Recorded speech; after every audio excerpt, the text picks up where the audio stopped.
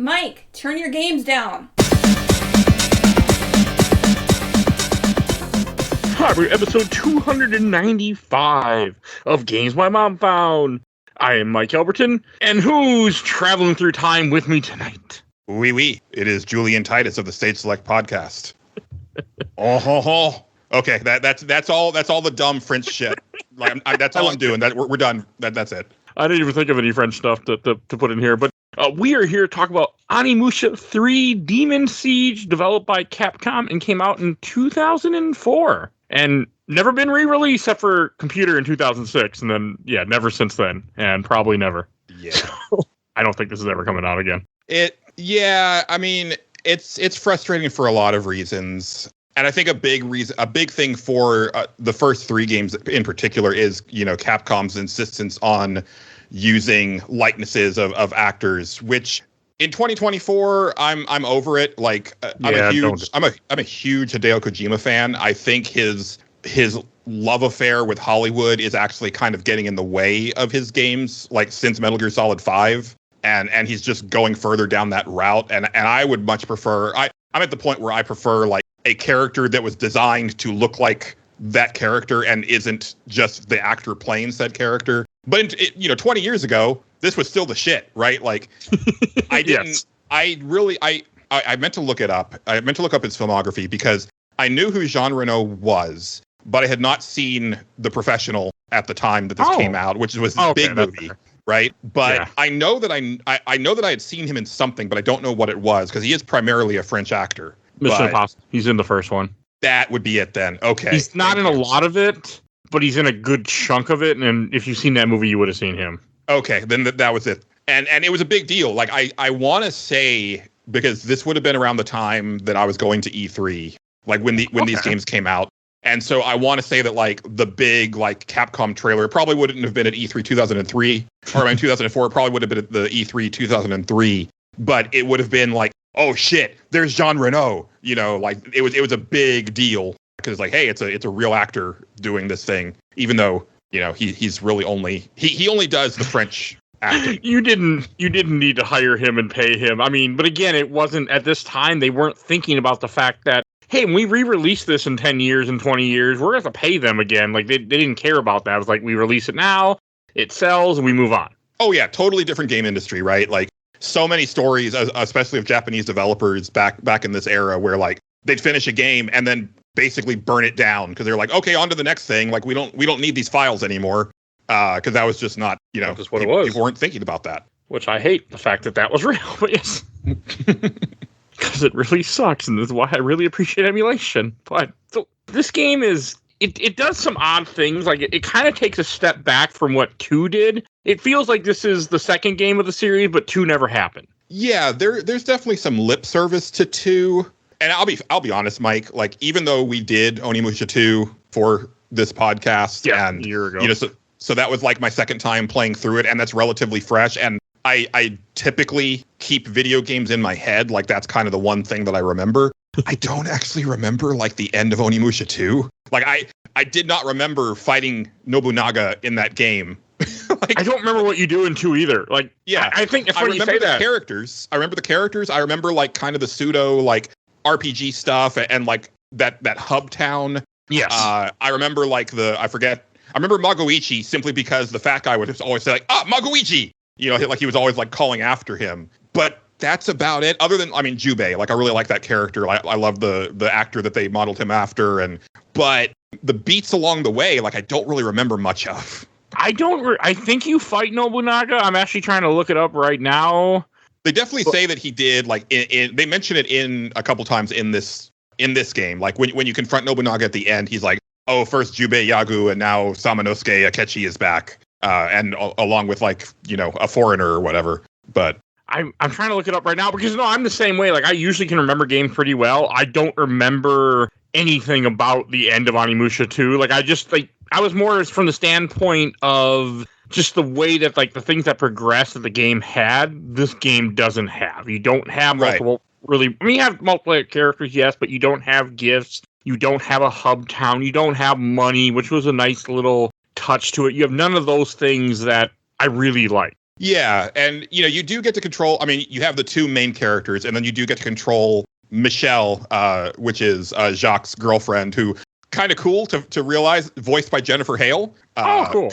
Commander Shepard. So like that was a really cool thing to realize, but not as many characters as you have in 2, and I was also a little bit disappointed in that. I will say though that like this game, they added quite a bit to the mechanics, and the two characters actually do play fairly differently from each other. And I looked up a speed run after I was done with it because I was curious to see how they played it, simply because this game has what I think is like the highest skill ceiling of the series so far. You can still get by with what you've been doing in Onimusha 1 and 2, but like the Isen attacks are a lot, like there's a much stricter timing to it. Samanosuke now has this like special 10-hit string combo that you can do, but it's extremely precise timing. And then Jacques has this like he has whip based, like all of his weapons are they kind of extend out, and he can use that to like wrap up enemies and then do a bunch of different moves out of that binding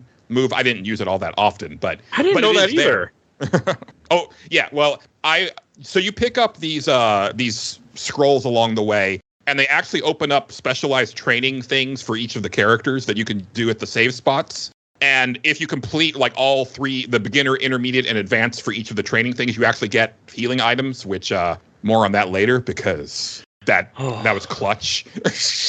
I mean, yeah. Oh, and in Onimusha 2, you do fight Nobunaga, like in the very end. Like I found it, I looked it up. It is Nobunaga, and then he goes in some weird form, like a gold form, and you're an Oni. Okay, yeah. I mean, I don't remember a whole lot about it. That sounds like an Onimusha final boss battle, but I sure don't remember it. See, I didn't realize some of the stuff in this game. Like I played it, like I played Onimusha 1 and 2. I did a couple combos, but not a whole lot. I did a lot of running for my life and blocking. I kind of played like a Souls game, but very badly is how I played it. I was terrible at this game. I could not pull off Ishin, the counter, the parry counter, for the life of me. I mean, I would do it by accident, but I didn't, like, I never looked it up, even though I know the game will tell you how to do it. I never looked it up and never bothered to figure it out, unfortunately. The timing is a lot tighter this time around. And on one hand, I kind of appreciate it. Like, again, the skill ceiling is very high. Yes, for sure. I would actually say that because it's a very, like, if you can pull it off, it is an extremely powerful ability. But it actually makes timing in like Sekiro seem like child's play. Like it is a very, very like small window of opportunity for it. That's intense. And honestly, so some of the enemies have been around since the beginning, and the roly-poly enemies, like the spike guys that will roll at you. Yes, I used to be able to pretty regularly Isen on them. I couldn't. What I would usually do is do the block of the roll and then do it after the roll. But also, I could a lot of times do it like as they would spawn in. These guys were the bane of my fucking existence in this one. Like I could not get it to work. And there's actually a part later on where it actually gets pretty rough because they're pushing you into these time portals that make you start at the bottom of the level. On the tower. I know what you're talking about. Yeah, when you're we'll get there. But this game is actually kind of mean in certain ways that the other two games weren't. And a lot of it I feel has to do with like kind of overall balance. I noticed that the enemies were not dropping like health and magic souls nearly as often as they used to, especially in boss fights. No, not at all. You had to get Ishin to really get health orbs. Yeah, because that would be like kind of the thing that would help with the boss fights in the previous games is that, you would do enough damage and then they would drop a whole bunch of souls at once, and then you could replenish a little bit of your magic, probably enough to get another magic attack off, get some of your health back, get the Oni orbs to, for the transformation. The other thing is I noticed that the souls disappear way fast now. And they're also just slower to absorb. No. That was a choice. And it's real rough in a boss fight when you see it finally drop like the Oni orb and you need like one last one to be able to transform. And it already like absorbs very slowly, but then it just disappears in a few seconds. Like, God damn it, I needed that.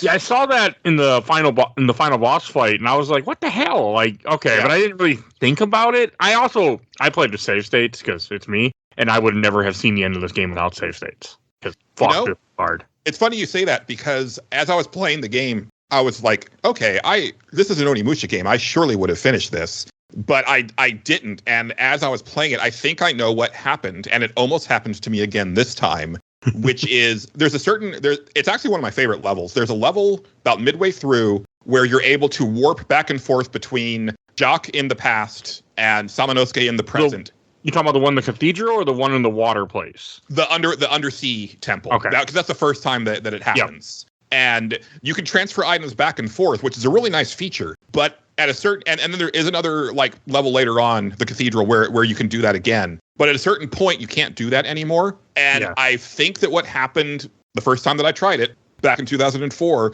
was I got into a fail state where I think Samanosuke didn't have any items left. He had used them all, and Jacques had plenty of items on him, and if I could only transfer them, I would have been fine, but I couldn't do it anymore. Yeah. And that almost happened again here, where by the end of the game, like, Jacques had, like, plenty of healing. Like, he was golden, like, right up to the end. Samanosuke, on the other hand, like, I'll get to it, because I didn't actually beat the final boss. I got to him, and but by that time, I had 2 herbs, and I had my stone statue, and that was it. That's not enough. It's not enough by any stretch, especially, again, because he's not really dropping all that much in the way of health or magic. So, and he's a long-ass boss fight, too. Yeah, not as long as the one that almost made me rage quit, though, Mike, but we'll get there. No, this game was very hard. It's a much rougher game, because you texted me that, and I was in the beginning part of the game, I was like, oh, I don't know what Mike was talking about. Like, I'm blowing through this, especially because not only, like, was I picking up plenty of healing items just from, like, chests and stuff like that, but now you have this little Tengu girl. She's kind of like a fairy named Akko that follows you around, and she actually will pick up, like, the monsters will drop items that she picks up for you and gives to you. And so I was getting a ton of herbs and medicine throughout the first part of the game, and I was like, oh, and also she has these vests that you can equip for various functions. And her white vest, if you stand still long enough, she'll just, like, replenish your health. So if you get to like a safe spot, you can just kind of do that and save on messing with healing items. So up until Guildenstern, it was a cakewalk. And then that game took a hard left at Guildenstern and then stayed on that path.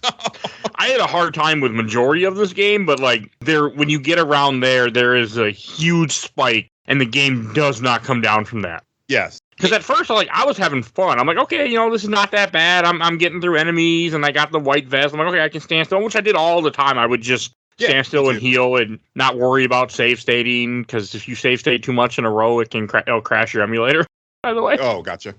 I did that a few times. Because some of the boss fights, it would be save load, because I just kept getting fucked up, like, instantly. And I'd have to, like, try, like, how many times can I do this to find a way where I can hit him and not get hurt? Right. And sometimes it would take, like, 10 tries. No, yeah, The boss that made me rage quit, I think I was probably up around that area.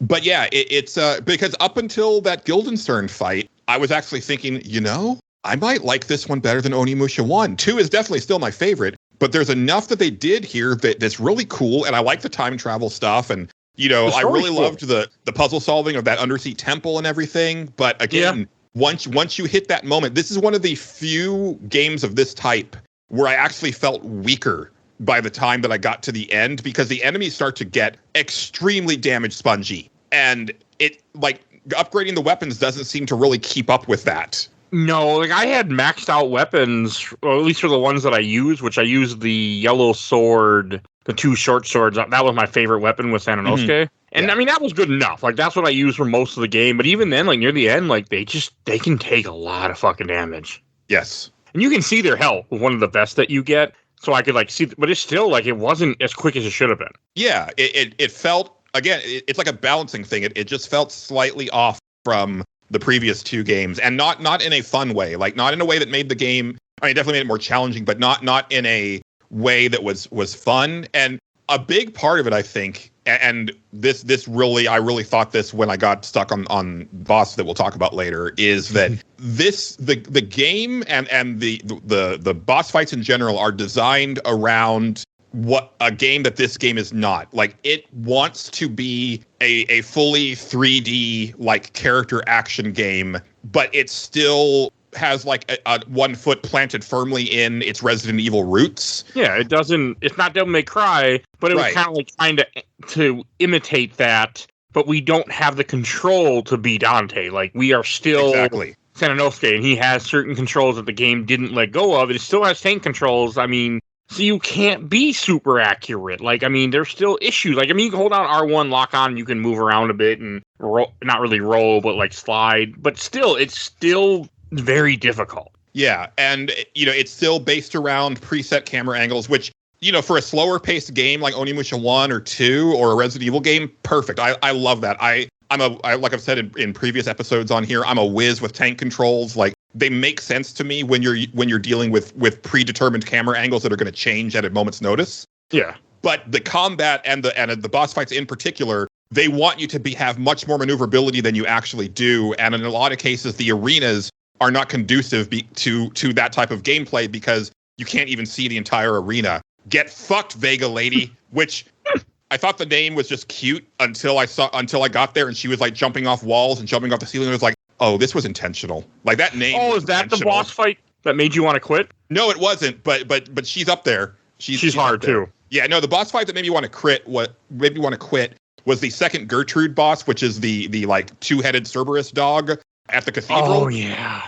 Get fucked. That was hard. Even with save states, I had to redo parts many, many times because he just has attacks that are just very difficult to deal with. Extremely difficult to deal with. He can freeze you, and he can he can basically stun lock you, where he will freeze you and then tackle you, and then as you're getting up from the tackle, freeze you again, and then rinse and repeat.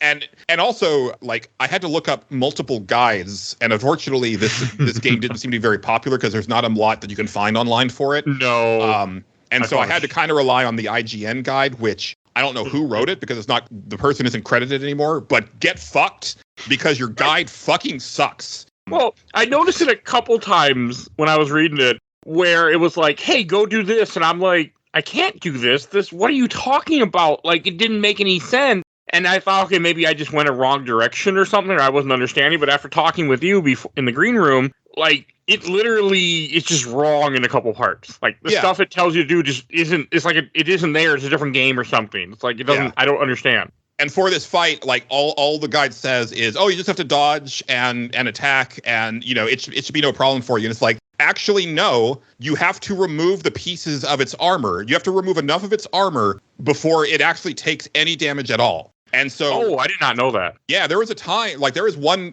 because, you know, part of my problem with this fight is that I was running out of healing, and I ended up ultimately, when I finally beat it, I used almost all of my healing items that I had on me at the time. But the issue ended up being like there was one time when I got the pattern down, and so I wasn't taking a lot of damage, but I was fighting that sucker for like half an hour, and nothing had happened. I was like, how can you still be alive? And it turns out, it's because I wasn't targeting the armor pieces. And you have the other guy that I saw about this said you had to remove all of the armor, but that's not true. You have to remove enough of the armor, and you will randomly take off pieces, like, just by attacking. But if you're paying closer attention and trying to, you know, maneuver yourself in a way that your attacks will hit directly on the pieces of armor, you'll do it quicker. Okay.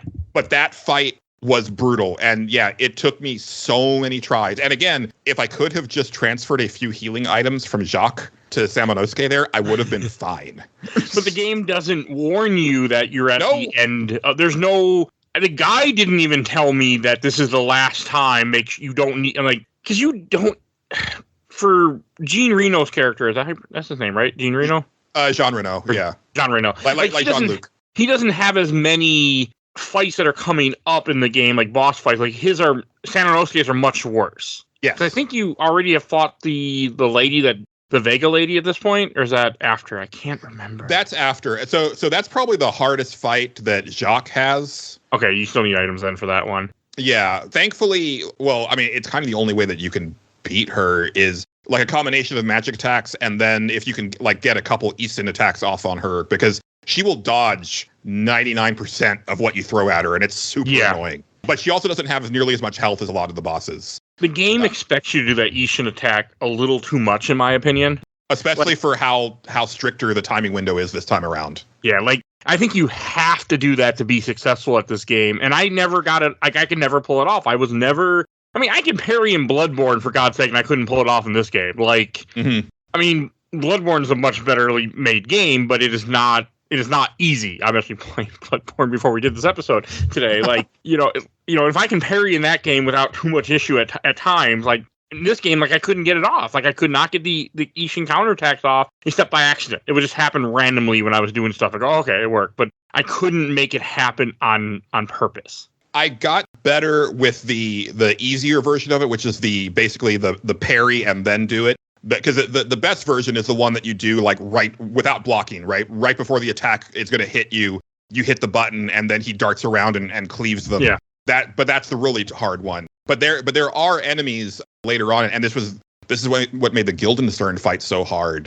Is that there's these enemies that are basically like reanimated pieces or like suits of armor that have like soul energy in them, and they'll block most of your attacks. And basically, the best way to kill them is to Isen on them.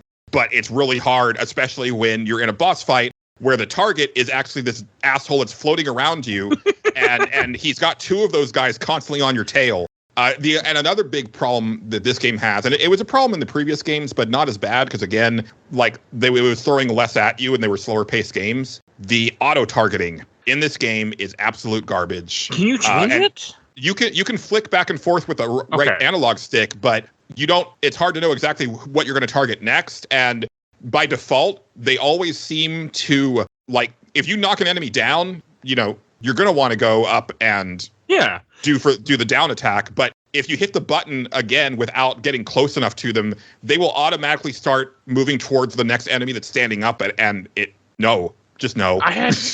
I did have a really hard time getting the downward attack in this game. Like, there were and I feel like in the other Onimushas, we do it all the time, like nothing. But in this game, it was very difficult to pull it off, even though it's badass looking when you do it with Jock, because he pulls out his pistol and just shoots him. I love that. He steps on him and shoots him. I'm like, this is just great. Like, I think that's probably one of my old. Obviously, I've been complaining a lot. I really enjoyed this game overall. Fine. But I think I would have liked it more if Jacques was more like if he played like Michelle, because when you get to play with Michelle, it just kind of turns into like a Resident Evil / Dino Crisis game, and it's super satisfying. And like I kind of wish that he was based more around that. And yeah, give him a melee weapon for sure. But I thought it would have been neat if like his main weapons were guns, because I think that would have made for like a even more varied, differentiation between him and Samanosuke. Because, they do play differently, but you are right. Like, it would have been more fun to have a character that's all melee and a character that's all guns. Because like playing with Michelle, I thought would be stupid, but it's actually really fun when you get to have control of her. Yes, those sections were super fun. Like, way more fun than like when you would have to control like Kaede in the first game. Yes. Forgot about Kaede. She's not in this game at all. No, and I was thinking about that towards the end of it, and I want to say that either at the end, it's either in the text of the end of Onimusha 1, or maybe a throwaway piece of like dialogue or a file you get in 2 that alludes to her dying along the line somewhere. So she's not there anymore. I didn't catch how long this game takes place after Onimusha 1.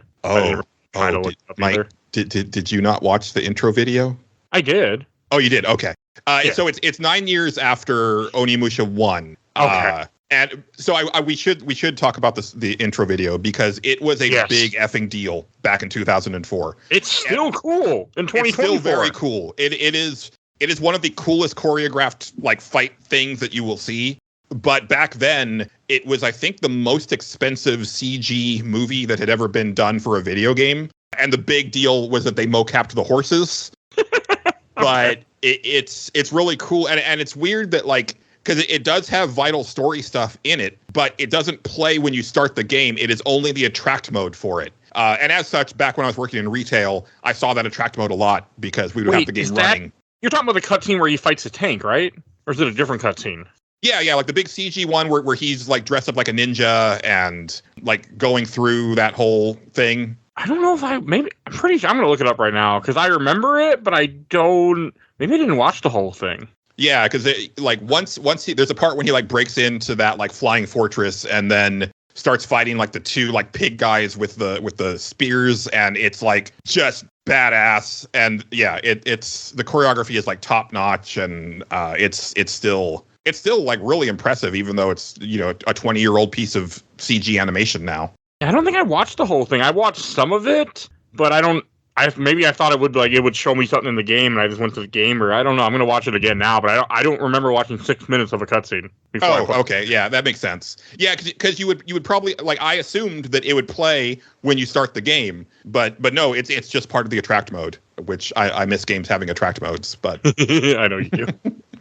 Okay, it is badass watching, like, just seeing Sanosuke just murder everything as a ninja. Yes. I mean, it was nice to have him back. I do like that. I also like that this story is very much like this is thanks to a YouTube video, the way they compared it, like a buddy cop story, but also a fish out of water story where the two characters, Sanosuke, is sent to the present day in Paris, where Jock is then sent to feudal Japan, but before the time that Sanosuke left. So he's like, is he at the beginning of, I want to say that the Samanosuke that's in the past with Jacques is supposed to be Samanosuke in the years after Onimusha 1, when he kind of goes missing. Okay. So he's already defeated. Well, he didn't fight Nobunaga in the first game, but he already defeated Tenenbra, and now he's kind of doing his wandering, and that's the person that you're actually seeing in the past. Okay. There, you know, it's weird. Like, why not? I love Capcom in the PS2 era, but I will say that, like, they have gotten much better at telling stories in their modern era, because, you know, at best, all of these games, like, the stories are kind of just there to explain why you get to go do the next cool thing. So, you know, you kind of take it or leave it. But I do like the fish out of water thing. It's kind of funny. I thought all the stuff with his son Henri was, like, super, like, laughable and cringy, up until it made me cry out of nowhere because Will they kill him? No, actually, when Akko is able to, like, use, like, Jacques' wedding ring to allow Henri to see his mother and speak to her, like, from in the spirit realm, that actually got me, because, like, my mom was killed in a car accident also. Oh, yeah. And so, like, that surprisingly teared me up, even though the voice acting is bad and the dialogue is kind of cringy and, you know, what have you. But that's because it hits close to home. I mean, that makes. Yeah. I mean, there are some touching moments. Like, I did have a decent time with this game. It was just the difficulty was too high for me. Yes, like, if I'm having that much trouble with save states, there's a problem with your game being too hard. Yeah, and like I said, you know, for half of the game, I was like, oh, this might actually be, like, supplanting my love of Onimusha 1, because they added enough cool stuff to it that I was really into it, and then, man, it just pivots so hard on that difficulty, and like I said, in a mean way, like almost like gleefully, like, fucking with you. I don't know if it was to make the game longer. I mean, when renting was still a thing, I know that for sure, because my friend did rent this game. But, like, I don't know if that was the case, or why does it just get so much more difficult? Yeah, I don't, you know, there's also maybe something to be said about, like, well, it's the third one. People have mastered the last two, so we have to, like, ramp up the challenge for them. But I know it's the same team that made 1 also, and not because the team that made 2, I guess 2 didn't sell as well. So then they went on to some other project, and then the team from 1 came back for this. Oh, interesting. Okay, and that's something of that nature. Yeah, and that actually makes sense, because it does feel closer to 1 as far as, like, overall, like, design and layout. I mean, this was also supposed to be the end of the series, which is not, but it was supposed to be originally. Well, the ending definitely alludes to, like, more, but, you know, obviously, like, so I have not played Dawn of Dreams. I have a copy now in preparation for when we will get there next year. But I know that, like, you know, the main character is not Samanosuke. Now, does he show up in there? That's definitely a possibility. But the ending makes it seem that Samanosuke still has a job to do because of how he defeats Nobunaga. It's like, it seems like his gauntlet is now tainted and has to be, like, sealed away or something like that. And he has to go about doing that. So I could almost see you having to fight, like, a corrupted Samanosuke. Like, that would make sense to me in the fourth game. But we'll see. Yeah, that could make sense. I don't know anything about the fourth game. I know the tactics game, you play as somebody else. I think he was called Onimusha, if I remember correctly. That sounds about right. It's been a while since I played that one, but that's a really damn good game. It is. I really enjoyed that. Not a lot of people played it. I mean, you know, It's going to be on the show some point. It's coming. Onimusha is such a weird series because I feel that like it was well received and it sold decently well back in the day, and like well enough to get 4 games and 2 spin-offs. But at the same time, it's clearly, these games they don't seem to have a legacy like other games of the era. Because, like I said, trying to look up stuff for Onimusha 3 online is surprisingly difficult. There's not a lot of like people like, doing retrospectives on it. There's not a lot of like people talking about it as far as like going back and playing it, after the fact. It seems like it came out in 2004. It did what it did, and then people just moved on and didn't talk about it ever again. I think 4 is running. It's not even this one is not an Awesome Games Done Quick at all. No. I know 1 is, 2 is, I think 4 is too, but not this weird. One. Yeah. Like this one's just a forgotten game, which I don't understand why. Because it's a good game. It's just hard, but that doesn't stop speedrunners. Yeah, if anything, I would imagine that would make it like the one to want to speedrun, right? Because it's like a harder mountain to climb. Yeah, but also Awesome Games Done Quick tries to do stuff that is more popular, that they will get more viewers, which again makes sense. Yeah, they're trying to raise money. Yeah, I looked up Mega Man X. They do most of those. They don't do Mega Man X7. Yeah, right. There you go. The terrible game, by the way. I played it earlier this year, or like a month ago for this show. Terrible fucking game. But like that's just kind of how it is, and it's just strange to me that this wasn't there, because I figured like this series is popular enough that at some point Awesome Games Done Quick would have had a run of this. Yeah, that's what I was thinking as well. Like you can definitely find speed runs on YouTube, but it's just like random YouTube channels that are speed running it. I love Awesome Games Done Quick because you get all the commentary, you get so much of that, what makes them special, and that's how I learn a lot about games, is watching those speed runs. Even ESA didn't do a speedrun of this, which they do a bunch of games too. And when Awesome Games doesn't do it, I can usually catch a run on there from some point in their history where they do marathons and they talk about it, but nothing for this game either. Like, yeah, which surprised me. Like, it didn't surprise me with Bujingai, The Forsaken City, but it surprised me at this game, which is part of a series that has 6 titles in it. There's no run for this game. That's just weird to me. Same. And like I've said previously, like Capcom is my favorite developer of all time. I thought they were especially cooking in the PS2 era. Same. There's an argument to be made that what they're doing these days might be the best stuff they've ever done, but the PS2 stuff was a lot more diverse in output and also just like level of, they definitely had like their big AAA stuff, and Onimusha 3 would fit that category that, they went out of their way to get these actors to be in the game. But then you had like other like lesser, scoped games that were also super interesting and cool. And it's just so fun to go back, and look at this stuff. Capcom PS2 era is like some of my favorite shit. There's a lot of gold in there. Like, so yeah. I forgot to mention it earlier, but I always like to talk about memories of a game. The only memory I have of this game was my friend who liked Onimusha rented this game once, showed it to me, and I never saw it again in my life until a week ago when I beat it.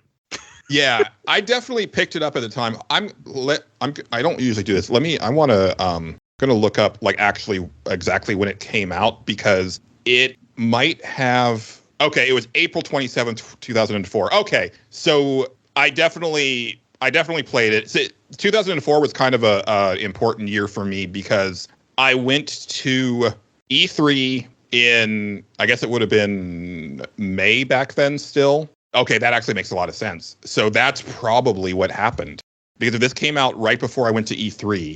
So I probably would have been playing it. And then I got back from E3, Mike, and my entire world was upside down, because all of a sudden, like my Game Fellas, the store that I've been working at for years, like all of a sudden it was like, oh, shit's coming to an end.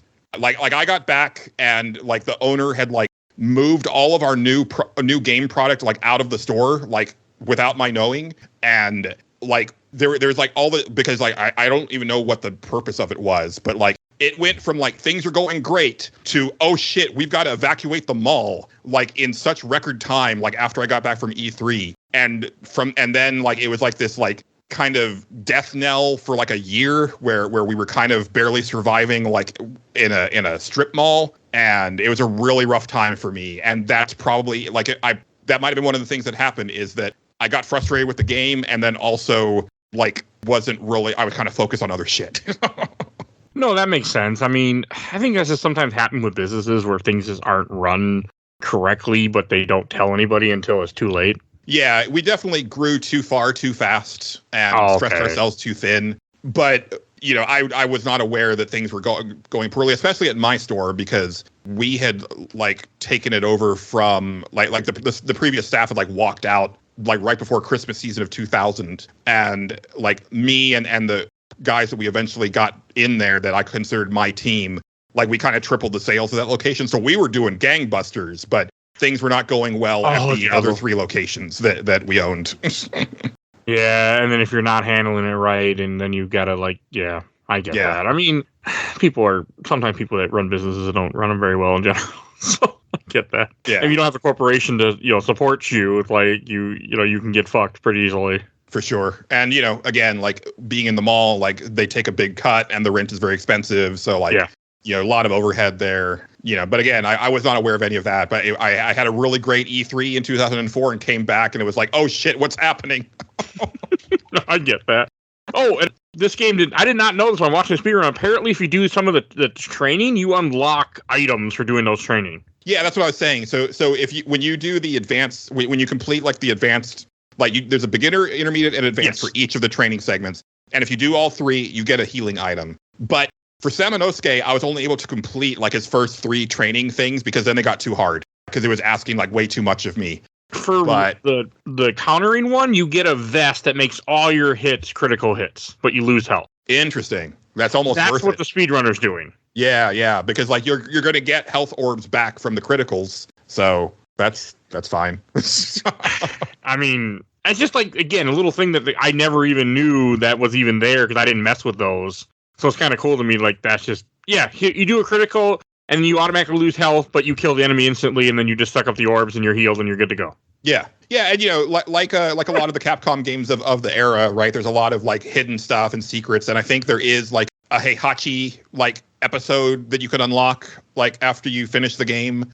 He's like one of the characters that you meet in the course of the story. He's like a bad guy at first, and then he joins you, and so I guess you can play like him, sort of like there was the like Ada mission in like Resident Evil 4, that type of thing. Oh yeah, I do like that. Yeah. Okay, that makes sense. I didn't even think about it that way, but yeah, Capcom does like to put hidden things in their games. Yeah. Like I think Samanosuke actually has like his original 3 weapons that you can eventually unlock for Onimusha 3, which is really cool. You know what would be nice if we would have looked at a guide that told us some of this stuff, huh? Yeah. Yeah.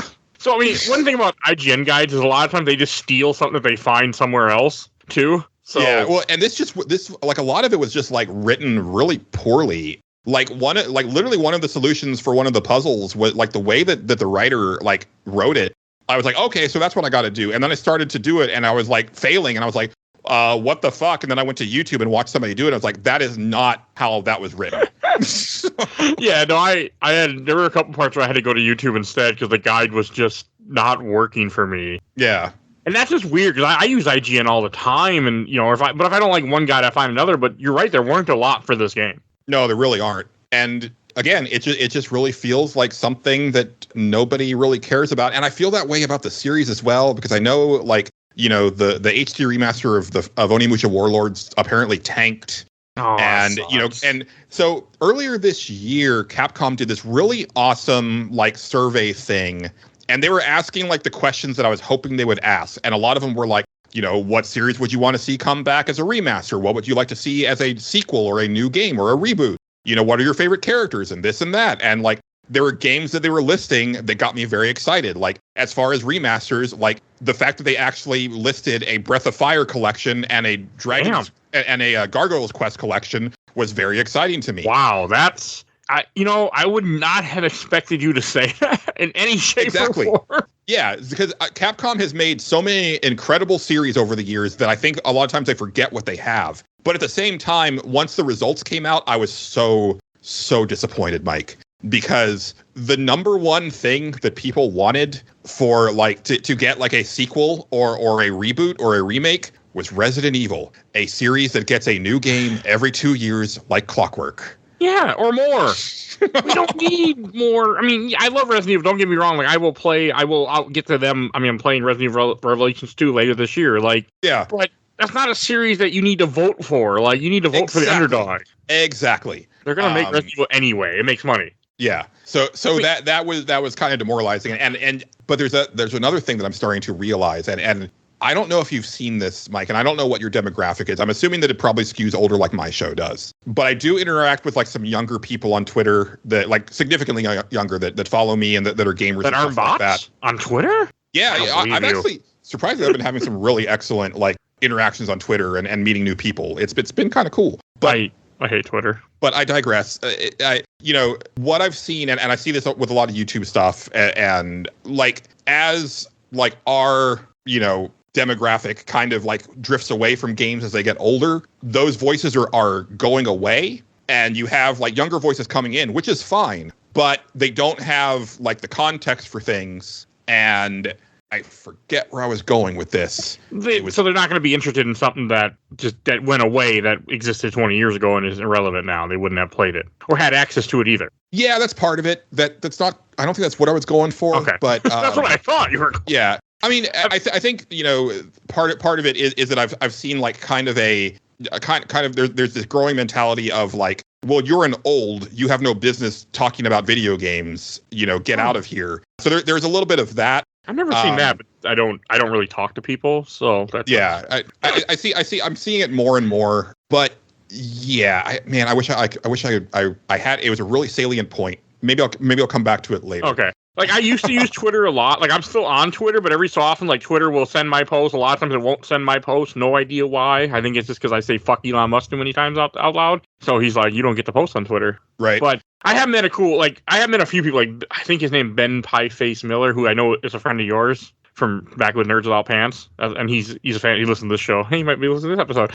But like, so I mean, I have met some people on Twitter, but I just fucking Twitter used to be, before Elon Musk bought it, Twitter was like decent, and then now it's just, I hate it. I don't use it much. I will not. I refuse to pay for it. I'm not giving that dude any money. I think I've curated my feed like pretty well and blocked the people that I need to block. And like, yeah, so I'll shout out a couple people like Weston at Big Nerd Gaming. It's a blog. He does a blog. He's like a really cool guy that's been on our show. James from James and JJ of Retrofits, the YouTube channel. Like he's the only one that runs the YouTube or that runs the Twitter, but like I met him through Twitter, and like those guys are now like some of our favorite like people to interact with. Like we've been on their YouTube channel, they've been on our show a couple times, and they're yeah. So I am meeting new people and getting like new people on our show and stuff like that came through Twitter interactions, and it's really cool. Because I continue to use Twitter and everything online that I've always done, even back when I was a teenager, when I was anonymous, which is I just act like me. I try not to be shitty. I just Twitter for me, for some reason they keep showing me just far right wing stuff, and I'm like, why? I just block it every time I see it. I'm like, why are you showing me this? Like, am I not liberal enough for you? Like, I know the internet hears everything I do. Like, I'm liberal, guys. Like, why are you showing me this bullshit? I don't care about it. Yeah. But it's just Twitter. I don't get it in Threads, Facebook. It's just Twitter just loves to show me sponsored right-wing ads. I'm like, why? Well, because that's kind of all that's left for the sponsors. But that's also just kind of the internet. Like, on YouTube, like, the biggest mistake you can make is like, oh, I heard, I wanted to see this review about like Star Wars Acolyte, and unfortunately, like anybody who's reviewing that show are the worst people. And if you watch one of those, then YouTube thinks that you're the you want to go down the alt-right pipeline, and it'll happily feed that up to you instantly. And it's like, okay, well, I gotta go watch a lot of like super left-wing stuff now just to get my algorithm back on track. Yeah, I haven't gotten on YouTube, but I have gotten. It's just Twitter is just so weird. Like I don't even use Twitter. All I do is promote the episodes on Twitter. And even then, it's a crapshoot whether or not it will go through, and I can do the exact same thing. Sometimes it works, sometimes it doesn't. I have no idea what affects it. I feel like he's like, oh, you posted this somewhere else first. Fuck you. Like you can't post on here. Yeah. I hate him. That's all. He's just a piece of shit. Oh yeah, absolutely. But to be fair, to show how hard this game is, I watched the speedrun. The guy died during the speedrun too, fighting that dog, the two-headed dog. Okay, I feel vindicated then. I mean, it wasn't the fight it was the one where you do it with John Renault, but it's still just this game's just hard. Yeah. Well, that one, that battle's pretty easy because you can use his whip to like, jump over the dog when he charges. So you can really mitigate a lot of the bullshit. It's when you're fighting with as Samanosuke, and also that arena is too small and the cameras change too often to make it really easy. Honestly, I would rather fight Melania on Elden Ring again than fight that boss. Not to say that this boss is harder than Melania. It's just when I lose to Melania, I know that it was my fault. Yeah, no, that wasn't always the case here. It's a From Software game. You know that when it's hard, it's because the game is meant to be like, it's fair. This isn't fair. This is just bullshit. So, no, it makes sense. Like, I mean, watching the speedrun, he's wearing the vest where every hit is a critical hit, and he's just losing health constantly, and that's how he beats the boss fight. Yeah. But he still has to heal, like, and use items and stuff. So no matter what, this game is just difficult. You get three weapons for Jock, and you get 3 weapons for Sananosuke, at least mainly. That's all I got in the game. Mm-hmm. Each one gets a slow weapon, which I did not touch at all, because I don't like slow weapons in games like this. I like being fast. I just can't handle being slow. And this game, being slow is punishing. I tend to agree, although the one that Jacques gets freezes enemies, and so that's really fun. That's another thing about Onimusha 3, and you might not have experienced this on emulation, but it is pushing the PS2 as far as it can go, and sometimes breaks it, because, like, right as you get to the end of the game, like, you are charging the castle with, like, these Oni spirits that are on your side, and you're fighting a bunch of the skeletons, and it slows down to, like, some, like, single-digit frames sometimes. And I'm not a frame rate guy, but if I notice that your game is struggling with frame rate, then it's bad.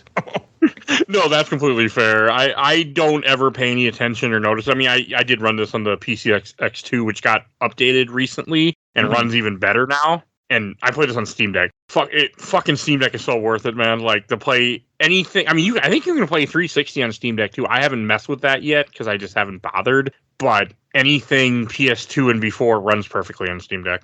I really want to get one. I have hovered over the add to cart button so many times. It's worth it if you can. You ever get the chance. Like, yeah. I mean, it's definitely worth it. It's expanded the games that I play and what I can do just because of it being handheld. It's wonderful. It's such a good system. And the emulation is really easy on Steam Deck. It's easier than fucking around with other stuff, which I've done. I do both. But with the Steam Deck, you never have to change settings, where when you run on PCX2 on your PC, there are games where you have to change settings to make it run fluently, and some people really don't like stuff like that. Yeah. So. Oh, that one part when you're in the zoo in this game playing as Michelle really reminded me of Resident Evil, because I know Resident Evil Outbreak 2, which I never played, has a zoo level, but I know of it, so it just kind of reminded me of that and Parasite Eve. Yeah, and the cool thing is that she's got unlimited ammo for all of her guns, so it feels like playing like a victory lap on a Resident Evil game, like after you've unlocked like one of, like some of the unlimited ammo guns, and you're just like, I'm just going to go through and mow down all of these undead creatures. Like it's so much fun. And then like the last thing she gets is a grenade launcher, and man, that's some good eating. I really like playing with her. I did too. She can also Ethan, by the way. Oh, I never did that with her, but I just enjoyed playing as her because it was a change of pace. She just shot things, and it was nice to be able to kill enemies from a distance. Mm-hmm. Like, you do have the bow and arrow with Sananosuke, but I didn't really care. I didn't use it a whole lot. Mainly just to get rid of like the flying enemies that are nagging you. That's kind of the main use for it. Yeah, I just didn't care for it. I don't know. Hers really. When you play as Michelle, that's when the game really felt like Resident Evil. Just the way the puzzles were. I don't know. Everything about her just felt like I was playing Resident Evil. Yeah. And also a little bit of Dino Crisis. And, I will say, going back to that Capcom survey, Dino Crisis did get quite a bit of love, which, like I have been wanting either a new Dino Crisis or a remake for a long time, simply because I like dinosaurs, and I want to see like a game with like some really cool, scary looking dinosaurs in like, PS5 graphics. Like I need it. I mean, I would love to see. I do want to play Dino Crisis 3 someday, but I don't. Xbox emulation isn't great yet. I don't think. Yeah, it might be. I just don't mess with it. That one I've never touched because I never actually owned the original Xbox. The closest I got was I would check out a used system from my store once in a while. I think there was like a holiday weekend where I checked one out and I played like Fable 1 and a couple other games, and but just for that weekend, and then had to part with it. Someday I know Xbox emulation's out there. It's probably better now where I'm pretty sure it can run on Steam Deck just fine, but there's a lot of Xbox games that I really want to play with save state. Togi, Breakdown, like those are things that I'm just waiting till that day comes when Two of my finally favorites. mess with it. Yeah. Oh. Yeah, I love those games. The Xbox exclusive Buffy the Vampire Slayer game is phenomenal. That's one of my favorite Xbox games. I have that next on my shelf near me. Yeah, backwards Never compatible played it. also, so that's nice. You can actually run it on a Series console if you want. Oh, nice. I have my old Xbox, so I don't know if it works. I haven't plugged it in probably over 10 years.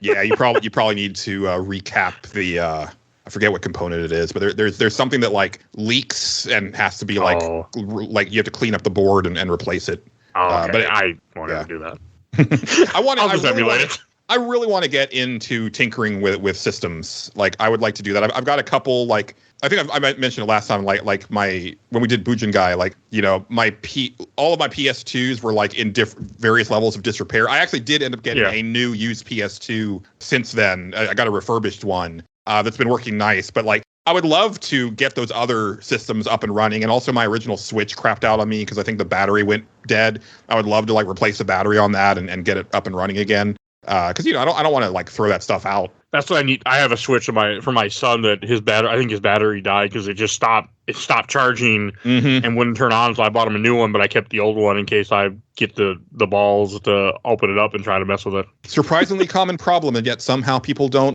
complain about the Switch like they did about the Xbox 360 or the PlayStation 2 or the PlayStation 1. Find that very interesting. I think the Switch is a piece of shit. Nintendo. It's one of my least favorite consoles of all time. That's all I got to say. People. Oh, I know.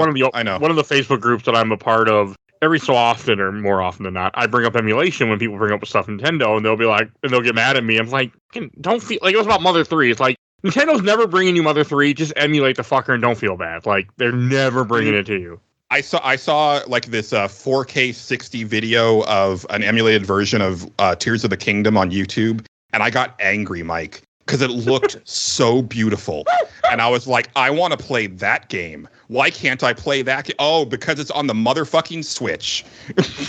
I mean, you can. You just need to do things that... I'm not savvy with it.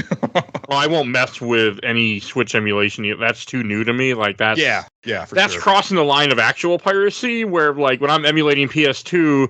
I feel no pain. I'm playing Onimusha 3. Like you're never gonna give me this game ever again in my life. Right. So fuck you. Like you can't be upset. Yeah.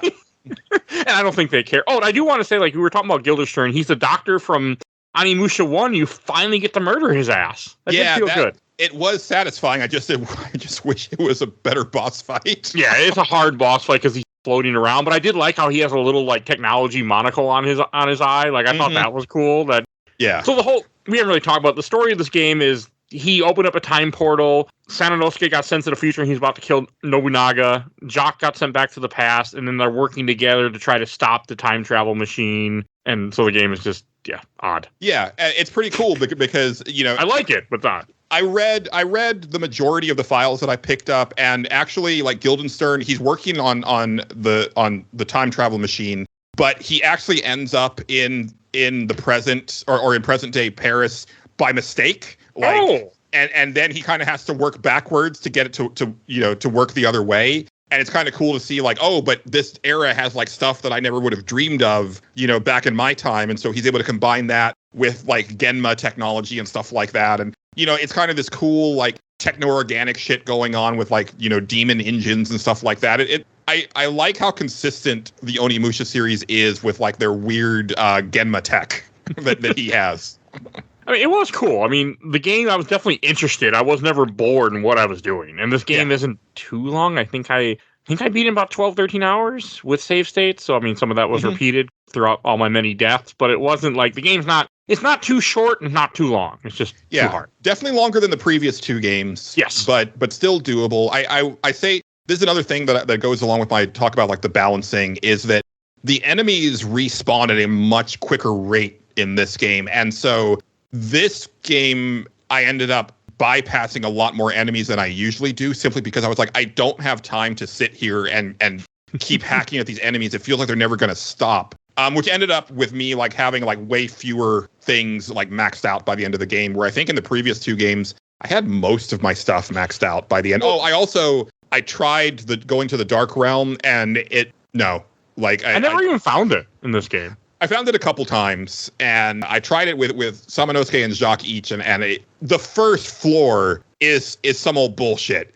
They're going so hard, like right off the rip, and I was like, there's no way I'm getting to the bottom of it this time. Like I was able to do it in the previous games, but it's just this. It's not. If I had more time, maybe, but I didn't have the time. No, it's hard with this time around. With what I do for this podcast, so I get it completely, because even like there are times where I have struggled. This was a game that I was worried about because I didn't start it till like the week before. Normally I'm ahead of time, but I also cheated. That's why I'll blow through this game in a couple days.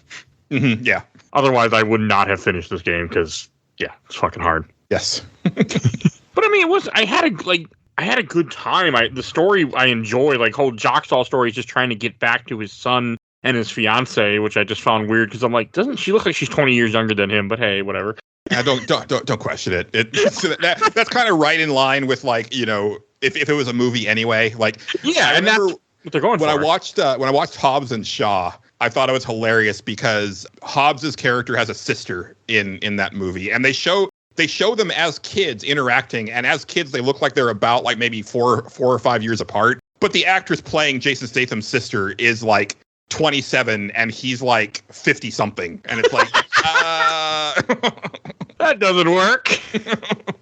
I'm not surprised. I mean, when the YouTube video I was watching pretty much said this is supposed to be like a, you know, blockbuster, like that's what they're going for, and you can absolutely you can really feel it. Yeah. Did this sell? This game didn't sell well, did it? I don't know. Like, I don't really put that out there. NPD was still a thing, and you like it was still a trade magazine back then where it would actually have numbers, but like again, like this is around the time that I would have stopped having access to those magazines because things started to go awry.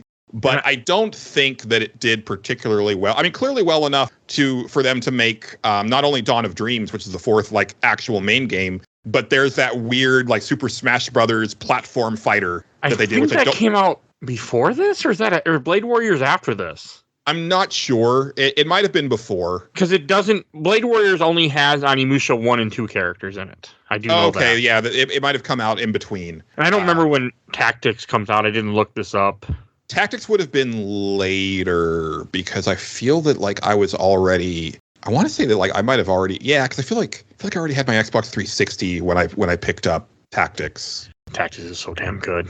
Yeah, that's a game I really do want to play again. I'm just trying to wait longer because I beat it before this podcast and I'm not ready to go back to it yet. Sure. So just kind of trying to see here trying to find the whole thing. There's also a TV series that came out last year for Onimusha. So that's the newest Onimusha thing we ever got on Netflix. It's on Netflix. Oh, I forgot that was a thing. Yeah, because that actually, I was like, ooh, this is proof of life. But, you know. Onimusha Tactics is 2003. Oh, really? Oh, okay. So, and it's November of 2003, where this game is April. So it came out the year before. Okay. And Onimusha 4, I'm not sure when that comes. Was that 06? Like late PS2, I know that. Because that's why I didn't end up playing it, because I definitely had moved on to the 360 by that point. March 2006. There we go. Okay. Yeah. That's late. PS2 is getting near the end. I think the last PS2 game that I bought was God of War 2. I think that was also 2000. I think that was 2006. I don't remember, but the internet will tell me. It's 2007. Yeah, okay. That's what I thought. Yeah. Because I think God of War 1 was 2005. Yeah, April 2000. Oh, March of 2007. My God, that's late. No wonder I never played that game in my life. Still my favorite God of War game. God of War 2. It's going to be on the show later this year, but I've never played it before. Yeah. I only played one, and then I played a couple of I played Ascension for some reason. Well, because I had it. I haven't played that one. I haven't played the PSP games. I haven't played the PSP ones either, and I never played God of War 3. I did one for this show, and then we're doing 2 later this year, end of the year, just because I'm like, man, as well, it was time to do another one. And 2 is one of those games, like, I probably should have played it by now. Yeah, like, it does scale on a level that is still super impressive. Like, it does scale on a level that still tracks today, where you know it'll like zoom out and like the things that you're seeing is like, that's amazing. And you know, and also, you know, I wasn't tired of Kratos' anger shtick by, at that point. I'm over it now. Like they used it too. There's 6 games essentially. God of War 1 through 3. Then there's God of War Ascension, the 2 PSP spinoffs. So yeah, there's a lot. Yeah. And I'm actually in the minority of wishing that the last 2 God of War games did not star Kratos. I think they should have gone with a different character, but that's just me. It's fine. But another thing I wanted to bring up is, like, I like the way Jock's story ends with him finally getting back to the present. I know there's a boss that you fight throughout this game off and on that you fight like 3 times. I forget his name, but he's like one of Nobunaga's helpers. Ranmaru, yeah. It's funny because I remember his voice lines like during the fights pretty distinctly, which made me think that I had finished the game, but I definitely didn't back in 2004. But he's really easy. I think that last fight is a little bit tricky, but I had a hard time with all his fights, to be honest with you. I think I was able to Eason him almost consistently. So nice. I made quick work of him in almost every fight, but he's such, I don't know, the way that he's written, he's such a joke. And it is funny that, like, so I got to say, all of the stuff with Jacques and his family is super cheesy. Oh, like, God, yes. Slow-mo running, like, towards each other. And, like, every time that Henri would, like, sense his father in the past, I would burst out laughing because it was just the dumbest thing, the way that it was portrayed. Like the water puzzle you have to do where you have to hit the switches, like Simon Says, essentially what he does. And if you fuck up, you got to start the whole thing over again. Yeah, but even at the beginning where like he's just like kind of playing with a toy and he looks up and he's like, Dad! And, like he's like going to go off on his own to like go help his dad in feudal Japan in the past. It's dumb. But anyway, they have their nice slow-mo hug and reunion, and they're all walking away from the Eiffel Tower, and like they're a big happy family again. And Ranmaru like peeks out from behind a tree because he's still not dead. And he's like, "Ha! I'm gonna stab your son in the back, motherfucker!" and like it was done in such a funny way to me. Like, it's weird that they kill. I'm like, they killed his son. I'm like, what the fuck kind of ending is this? And then it was a good way to get rid of the gauntlet, because I was wondering about that. I was like, what? Yo, you're just gonna have this magical gauntlet like on your like what? But no, he uses the power of the gauntlet and it fades away and heals his son. I was like, okay, that's a really good way of making that happen. It was. I was just surprised they did it. I didn't expect it. I was like, there's other way you could have done this, but this is fine. I just thought, I thought once he went back to the present, he would just lose the gauntlet because he's back in the present. Yeah. Not his son's going to die, so we're going to sacrifice it. Plus, I'm like, man, everybody gets stabbed in this game. Like, this is part of like the game. Yeah. And I don't, I don't want to nitpick because once again, like especially in this era of Capcom storytelling, it's really a means to an end to get to see the cool shit. But you're dealing with time travel, and there's specific things that happen in here that don't make any sense. Like because like the second level where you're switching back and forth between the time frames in the castle. Yeah, like it gets destroyed in the past, which means that none of the stuff that happened in the present could then happen, but it did. And then the past Samanosuke at the end of the game gets killed by Nobunaga. At that point, I was thinking the same thing. Yeah, it doesn't make any sense other than like it gives you the excuse for then like the other Samanosuke to come back from the present and then absorb the second gauntlet and have 2 gauntlets at the same time and be all badass Oni form at the end. But again, he should just vanish at that point, I think. Yeah, but I mean, I guess the idea is that the past one went to the future, and since that is the But no, he went back in time. Yeah, he'd be dead. No, if you stop to think about it, it makes absolutely no sense. I mean, now if this would have happened after he went to like the future, if that version went to the future, and this other version that happened afterward is still here because he's supposed to come back, and then it altered, but then he would vanish. I'm not cross-eyed. I mean, I do understand time travel to a degree, like the ideas of how it would work. Like if your past self if you go to the future and then in the future you come back, you can see your past self. But if your past self dies, your future self then will die unless that past self was before when you went or after you would have went to the future. Yeah, and at that point you're talking about like splitting timelines, right? Yeah, I mean, or you make a time paradox and you're like things like that. But you still can't die in the past. You're going to die your future self is still going to die because of that self would never have happened because he was killed before he. Yeah, it doesn't they do fuck it up. Yeah. But don't worry about it because Samanosuke has 2 Oni gauntlets at the end. Oh, so I mean, you get to fight Nobunaga. I think for the first, because Samanosuke didn't fight him in the first game, so you finally get to fight Nobunaga. And that fight was hard as hell. I used most of my items because the IGN guy told me, "Hey, that second form, don't worry about it. I don't think you can even lose," he said in the guide. Well, specifically, he did not say the second form. He just said that you can't. I don't think that you can lose this fight. It's super easy and you don't take much damage. And I'm like, you didn't actually finish that phase, did you, IGN writer? Because there's 2 more phases after that, and you very much can die. And I very much did die. I did too. Like, I even let it, like, okay, I can't die. I'll probably just come back to life. And then it said died on the screen. I'm like, that's not supposed to happen. Mm-hmm. I just reloaded the save state. But I was just like, IGN guide, like, you lied to me. Yeah.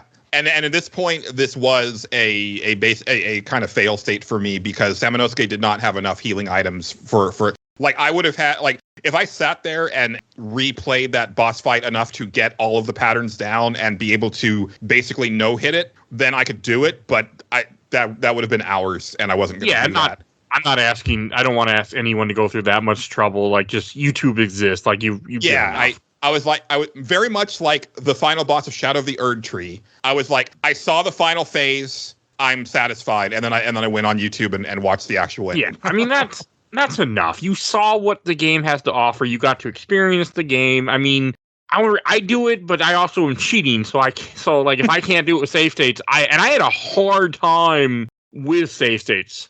Also, like I was struggling in that final fight to try to get it right and not die. And even when I can move, whatever I want to do, I can, reload and try different ways and try different things. And I still was struggling because some of his attacks are very, very hard to dodge. Like, you're going to get hit by them. For sure. And he takes a ridiculous amount of damage. Not to mention, like, that sword. It took me a while before I realized, you got to suck the dark energy out of the sword at one point. Like, I didn't realize that.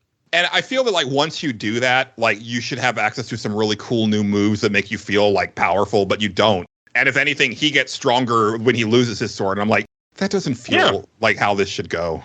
And it gets harder. I'm like, and there's no checkpoints. Like, if you're playing this game legit, like, this is a lot to ask of somebody. The first Nobunaga fight is already hard. Then you have a second form that's also hard. Then you have a third form that's also hard. Like, this is a lot you're asking. For sure. But this was a different era. And I've said this before, and I do completely believe this. When you get to the 360 era, that's when gaming gets a lot friendlier. It does. So that's when my favorite gaming is 360 and onward when it comes to more kinds of games that I can actually play without save states. I mean, a lot of old games I can't play without save states because I'm just not good enough or have the time to want to become good enough. Yeah, and the 360 is one of my favorite consoles, period. PS2 is way up there as well. But I think the thing about the 360 for me is that it still has a lot of the types of like weird and off the wall games that the PS2 generation had, but they are starting to like the overall language of game design is getting a lot more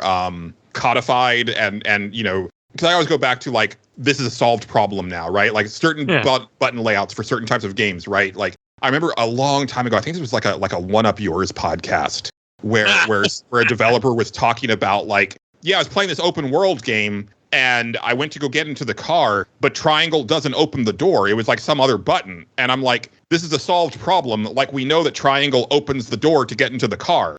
Like that's how like GTA does it. That's how all of the games that follow GTA does it. Yeah. Why are you trying to like, break the mold here for like no discernible like advantage? And that's I think the 360 generation starts to really solidify like, if you're playing a first person shooter, you kind of have an expectation of how to play that, right? Yeah. If you're playing a third person action game, you kind of know without even having to look at the instruction manual, you kind of already know the basics of how to play that game. Where PS2 generation, it's kind of still willy-nilly. You're not quite sure, what this game might be trying to do. I didn't think about that, but yeah, that's a very true statement. I mean, gaming gets so, and that's when I think gaming becomes my favorite, is just because 360 is when they really start having lower difficulties to where like we understand that some people just want to just play the game to play the games, and we're not gonna. And I think renting's pretty much gone at that point too, so developers aren't being so stupid. Mm-hmm. And you definitely start to you see like a lot more games allowing you to do things like change the difficulty up and down, as you want, like without having to start the game over. this is kind of 360 is where you start to get like one of my favorite quality of life things, which is pausing cutscenes, which I, like, look, I love Xenosaga for the PlayStation 2, but some of those cutscenes are 40 minutes long and you just got to deal with it. Like if you got to pee, suck it up.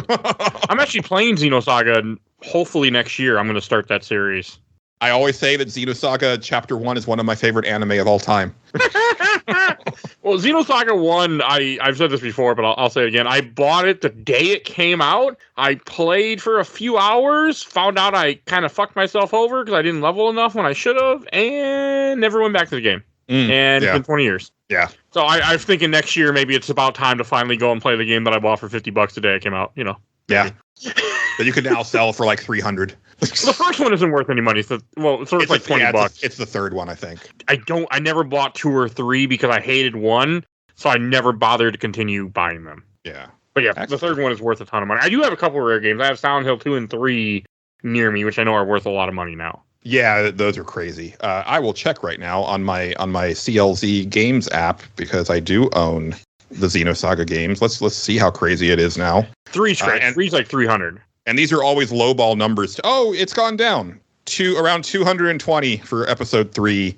Okay. And then, and episode 2 is like down around 40. That's actually really reasonable. And episode 1 is like $20. Yeah, because episode 1 sold so well. The ecosystem might be correcting itself, Mike. Like, I'm so it makes me happy because I really like the way things got, like with comics and video games after COVID. It's like, this is fucking ridiculous. Like, I stopped buying comics because, like, I'm not paying these prices. Like, and I used to love buying first appearances of old back issues at a convention and stuff. I'm like, no, thank you. Like, this used to be $20. Now you want 60. I'm good. Yeah. It's just not worth it to me. I mean, although I have been kind of kicking around the idea of selling off most of my collection, and so now it's kind of demoralizing to see like everything plummeting.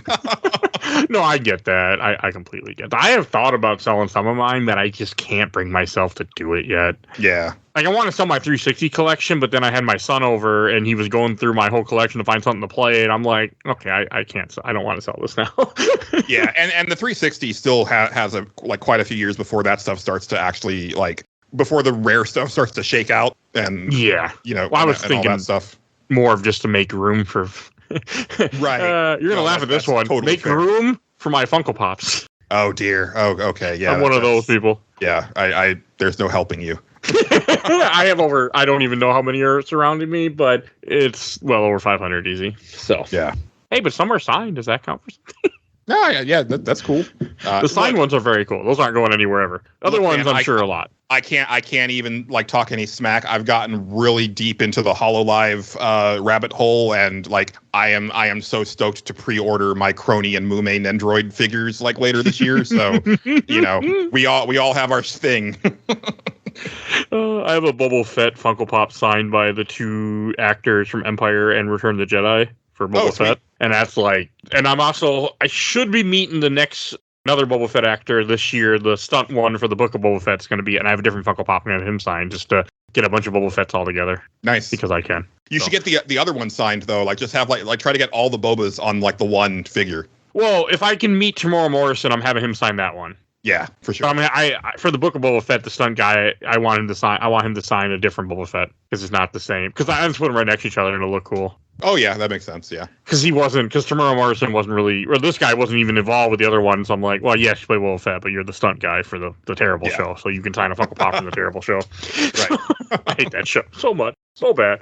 Listen to the review on the show on this podcast that nobody really listens to because people hate that show. I do want to say that the last level of Sanosuke, when you do go to Paris and you go up to Eiffel Tower, that was fun. That was a really nice final level for him. Okay, that one made me want to break my controller because that's the one where you have like the roly-poly guys like knocking you into the time portals that would put you back at the start. See, for me, select L1 and it never happened. I don't know what you're talking about. Oh, okay. Well, there you go. So yeah. It never happened to me because if they hit me, I just loaded. Or if I did go to the time portal, I just loaded, so it wasn't an issue. Like, yeah, you had your own time folder in your back pocket. No, I had to start at the bottom. Well, not the bottom, but like it sets you back significantly far. And okay, that is shitty. That level actually feels designed to deplete as much of your resources as it can before you get to the boss fight. And there's a similar thing that happens to Jacques right before the Vega fight, you have to fight one of those Marcellus mini bosses with the sword and shield, and those things take a ridiculous amount of damage, and they also do a lot of damage. And so I had used like all of my magic, and I had transformed in my Oni form, and then had to fight a boss fight after that. Yeah, that's shitty. That I get that. Like, there's just things in this game that just don't make sense of why they're there. Yeah. So I'm with you. I just with me having save states, I didn't really realize it. Like, I beat this game in a restaurant on my Steam Deck because I was like, I need to finish it today. I didn't need to. It was a week ago. I'm like, but I wanted to. So my wife, we went to a restaurant with her mother, and I just had my Steam Deck out, and I'm just like, I'm gonna finish it. And I remember going through all of Paris and then beating the game. So nice. I couldn't put it down because I wanted it to be over with. Yeah. Not in a bad way. I was ready to move on because I have 2 big games coming up here soon. I'm like, I have to get through these. Oh yeah. So, well, Bloodborne and Persona 4. Oh yeah, that'll do it. I'm playing Persona 3 Reload right now, but I'm doing it the way that I did my playthrough of Persona 5 Royal, which I'm playing it in pseudo real time. So basically, I'm playing each month, a month at a time. So I haven't played August yet, but I need to do that before the end of the month. And it's kind of a neat way to play it. That is a neat way to play it. That's really cool. I mean, I could never do that, but that's a really cool way to do it. That's probably the right way to play that game, so it doesn't overwhelm you with the tediness, or not tedious. No, yeah, it breaks up some of the monotony, especially because like the Persona games can have like a lot of like repetitive dialogue where like the team will kind of reiterate like what's going on a lot. But like, if it's been a month since the last time you heard them say that stuff, it's not as bad.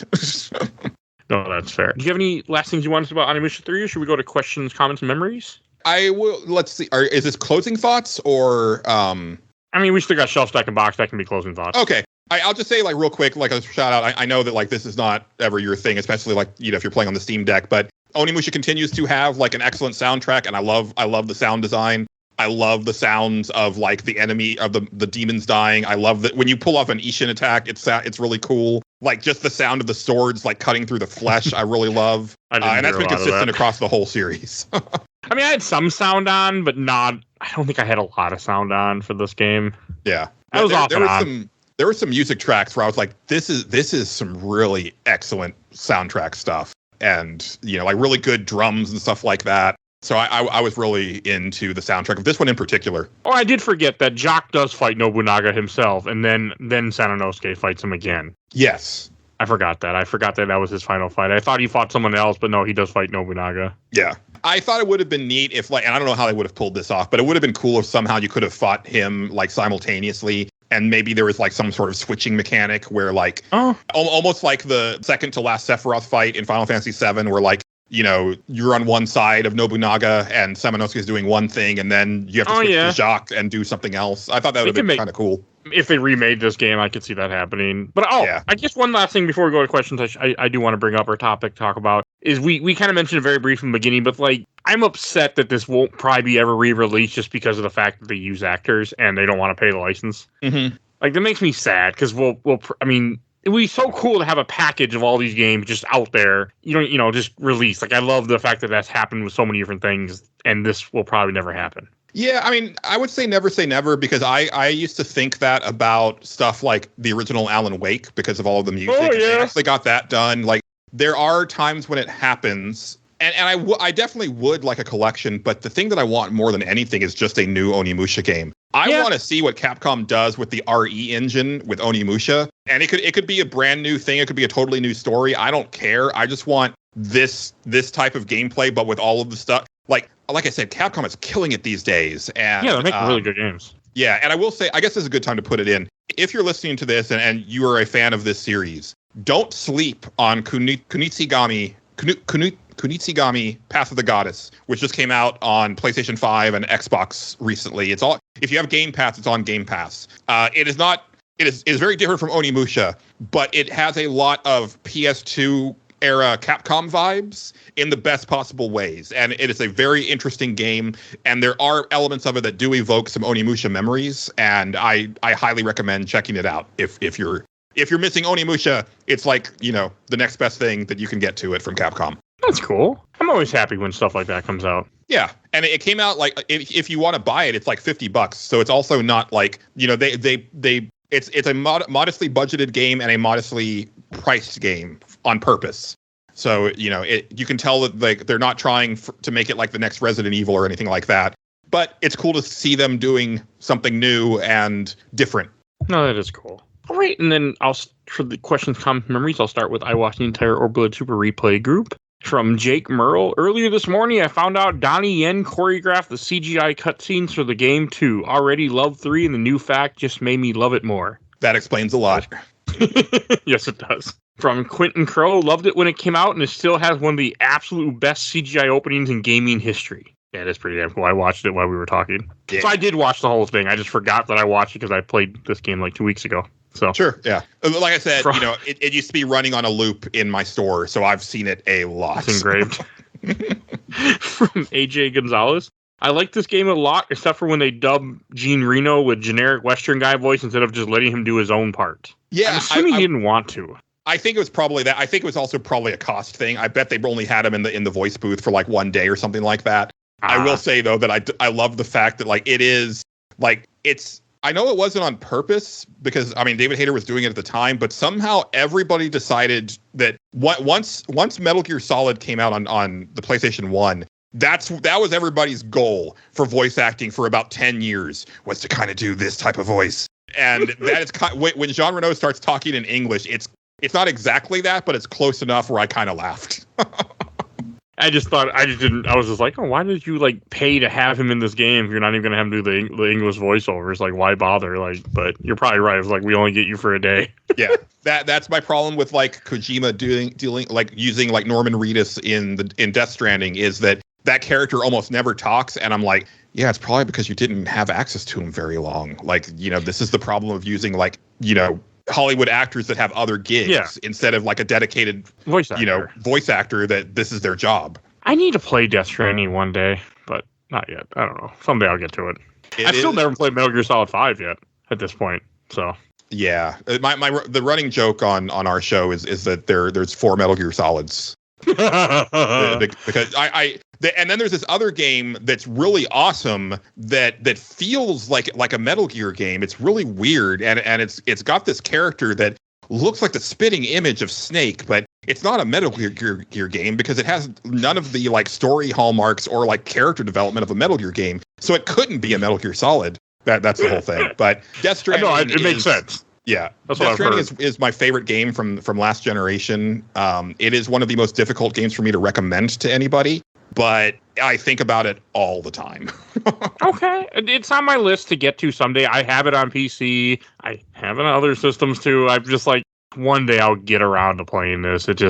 I'm trying, like, one of the things I've been doing this show now is trying to put a lot more games on that I've never played and trying to get this stuff off my backlog that's always been on my list to get around. Like this, for example, is one of those games I've always wanted to play and just never did. Right. So, trying to get there. All right, and then last one from this group, from Autumn Sevier. I had this when I was younger. I liked it, but never beat it. It was one of the games where I died, didn't save for hours, and never touched again. I don't remember a ton about it, but then I liked it well enough. I think I liked it well enough. That's fair. I mean, I dropped games before for the same reason. I think I had the most saves of any Onimusha game with this one because I was like, I don't want to redo that part. I've got to make sure that I bank this. No, that's completely fair. There's some bullshit in here. From the official Laser Time community, from Kyle Razia. This and Beautiful Joe are 2 PS2 era franchises I wish Capcom hadn't left in the past. Mm-hmm. Fair. From Carlito Zan, maybe one of my favorite video games intros of all time, still is great in my honest opinion, and the team at Capcom got Donnie Yen to help with the choreography for it. I said that wrong both times. Oh well. From Andrew Sanders, loved the series, didn't love what happened after this game. I wish they revived it like they did with RE. Imagine an Onimusha or Onimusha 2 remake in the RE engine, or just a feudal Japanese horror setting in the RE. Yeah. Oh man, I want it so bad. Oh, here's one. I didn't watch this, but I should have. Also from Carlito Zan, he put a YouTube link and said, "Here's a bit of behind the scenes." And you also see a Takashi Yamazaki, director of Godzilla -1, handle the CG alongside Donnie Yen. Cool. That's pretty cool. Yeah. I should have watched it, but I did not realize it was there until just now. And from the Giant Bomb group, from Brian Brown, what's your mom like finding all these games for you? She did not find this one. From Andrew Rafosky, the intro cutscene to Onimusha 3 is still one of the hugest in gaming period. From Colin Wade, remember seeing this back in the day and being just like, what the fuck? Why is Gene Reno in this game? And from Jesse Moore, love the series. Yeah, I'm with you. I don't really understand why he's here either, but I guess he was big at the time. It was, I mean, big enough, but again, it was just very much like the clout of having like an actor in your game, right? Like that was the thing, you know. And this kind of started in the PS1 era. Like the first time that I can really think of it was Apocalypse, which was going to be a game where Bruce Willis was your partner and you were a different character. But then they decided, well, nobody wants to not be Bruce Willis in the game. So then they just like remade the game or redesigned the game where you are Bruce Willis. And like Poe, the musician, is actually like she does music in the game, but she's also like one of the boss fights in there. And like it was like a big deal at the time. And then you started to see more and more of that like as the years went on. I have never played that game. Oh, it's so fun. It's actually good? Yeah. It's a really fun run and gun shooter. Okay, I'm surprised. I just know Bruce Willis was in it, and I know it existed, but I've never got around to it. Yeah. So there's a lot of PS1 games I never got around to. Oh yeah, I get it. Again, you know, I had an embarrassment of riches at the time because I had access to all the games because I worked at a store that had all the games. That does help. Let me see here. Oh, and from the Onimusha Freak group, which I forgot I was part of, but just for these, I got a long one, but I'll read this. From Andrew Forja, I think that Onimusha 2 is the best primer because of the gift system and length of the game. Onimusha 3 is a close second, though. My only criticism that they should have carried over the gift system. I love the time travel aspect going back and forth between Samanosuke and Jock. It makes the puzzle more fun by having to figure out which character is supposed to use what key items, especially true in the underwater temple section and Mount St. Michael. I still grieve the loss of that series. I feel like it should have become what the Resident Evil or Hitman series became, slowly modernizing and adding features along with enhanced graphics. At least do a remaster / collection of the Onimusha game. Come on, Capcom.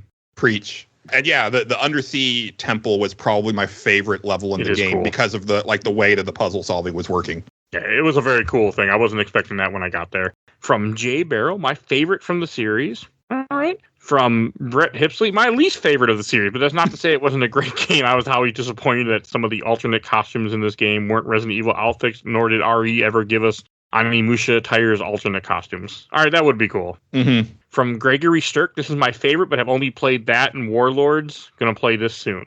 I'm not sure what he means. All right. And Sean McCurria, this was my first Onimusha game, got hooked and played the first two. Still my favorite game series of all time. Nothing comes close. Nice. That's impressive. Very cool. All right, let's see here. From Roma Kusuvi, haven't played 2 and 4, but this one is my favorite so far. It's a pity that they just forgot about the series. It could have been so cool if they made an Onimusha game like Elden Ring, Witcher, Wukong style, while keeping old mechanics as well. Yeah. Okay.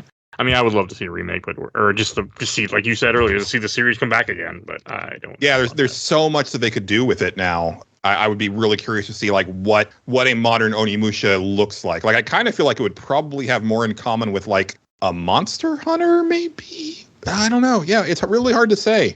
I don't feel like they would try to stick with like, you know, like make it like the modern Resident Evil games, because I feel that like, again, the series is at this point, it's really like kind of chafing at those restraints, and it wants to break out of that. And that's why I actually am really excited to get to Dawn of Dreams, because I know that one is like a fully 3D, like behind the back, like character action game. I'm excited for that one too. Yeah.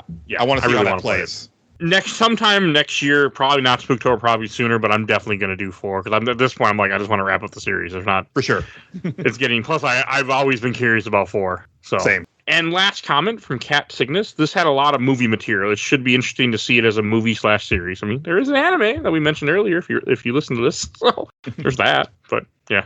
All right. And before I want to give away a Steam code, let's see what I have. I know I have something. All right. Steam code for Street Fighter 30th Anniversary Collection. Ooh, the that's Steam a lot of code. games. Yes, good games. The Steam code is 2R59RYNW405XN20. That is the Steam code for Street Fighter 30th Anniversary Collection. All right. And let's go to Shelf Stacker Box. And Julian, why don't you go first? I'm going to put it on the shelf. All right. Like I said, you know, for a good chunk of the game, I was thinking that it might be my second favorite of the ones that I had played so far. I think it's got a lot of really cool new additions to the series. I think there's a lot that you can learn. Like it's definitely a game that seems geared towards playing it multiple times and like really mastering like everything that you can do. And I think that I really could mitigate like the challenge once I like really start, because I will say that like replaying that Gertrude boss fight over and over, I had the patterns down pretty well. At that point, it was just a matter of like the camera angles messing with me and stuff like that. But it is a game where I think that like you can master it, and that could be very satisfying. And also, you know, these three are very much of a piece, right? Like Dawn of Dreams, I'm sure it's doing something like completely different, but these three games really go together, and I've put the other two on the shelf as well. So I mean, it was also supposed to be the end. I mean, it's supposed to be the end of Sanosuke's story. Oh, we didn't talk about it, but like in the very ending after Nobunaga's killed, doesn't he like his soul possess someone else then that decides to take over the country? No, he gets absorbed into Samanosuke's gauntlet, and it changes to like red and black, and then the narrator is saying that like Samanosuke still needed to like seal away the soul of Nobunaga, like that was stored in his gauntlet. And that made me think that there is like something that Samanosuke still needs to do in a fourth game. But again, that's not what they ended up doing. So I'm curious to see what they do end up doing. Also, It's weird that Akko, who looks like she's 12 years old as a fairy, decides to turn into like a full-size human with the intention of getting with Samanosuke. That's weird. Didn't like that. I did not catch that, and I was okay that I didn't. Yeah. And I'll go next. I'm gonna put this on the stack. I had fun, but it was too challenging for me, and like when I'm struggling with save states, that does not make me happy. Yeah. So, but that was still cool. I'm very happy to finally have played through all three of these games, to finally experience it, because it's been on my list for years to play. So it makes me happy, and I am watching a review of 4 right now, just kind of see what it looks like. 4 looks like a completely different beast. Yes, for sure, and I'm excited to see what that is. Same, because it looks like an action game. It doesn't look anything like what 1 through 3 are. So yeah, I'll have to see. I'm excited for it. Next year, I think for sure it'll happen. Cool. Just to knock out the main series, and then I've got Blade Warriors and Tactics. So all right, that's everything. I shouldn't sure what we're talking about next week. Next week, you can hear me talk about another game with 3 in the title, Fear 3. I'm knocking out the last one of that series, so I never have to play it again. Another one, unfortunately. So you can hear us talk about Fear 3 next week. And Julian, where can people find you at? Yeah, I am the co-host of the Stage Select podcast. We're a video game variety show. Come check us out.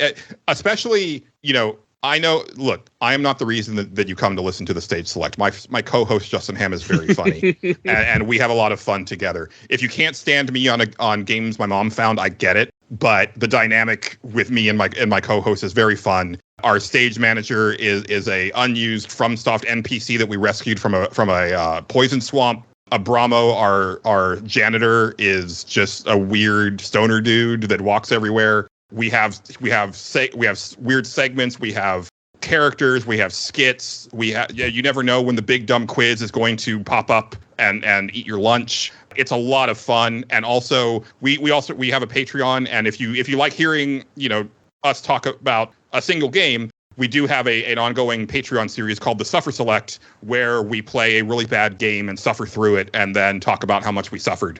And you can find the show anywhere that you listen to podcasts. If you want to get at me directly, I'm on Twitter at Julian_Titus, and the show is on Twitter at StageSelectPod. And again, I would really appreciate you checking it out, even if you're like, man, I can't stand this guy. Trust me, my co-host is very good. All right. And if you enjoyed this episode, for 650 other episodes of the podcast, if you want to hear Onimusha 1 and 2, the episode will be in the show notes, so you can go find those 2 episodes. You can find everything we do on Podbean. If you want to support the show, we do have Patreon. For a little dollar, you can vote in our Patreon poll. You will see a link in the show notes. And please join our Discord. Chat with us. We always have had new people join and talk. And if you want to join the show, that's the best way to do it, because I post things on Discord all the time. So definitely go do that, and it's free. And want to give a shout out to my awesome intro and outro courtesy of Helena at Hell Has Free. You can follow her on TikTok and Instagram. And want to give a shout out to Bill Tucker at A Gamer Looks For. Definitely go check out his show also. He's currently talking about Final Fantasy, I think, for the rest of this year, most likely. He's doing a huge retrospective on that, so definitely go check him out, too.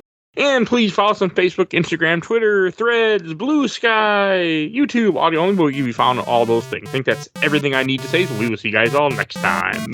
Bye, everybody. Bye-bye.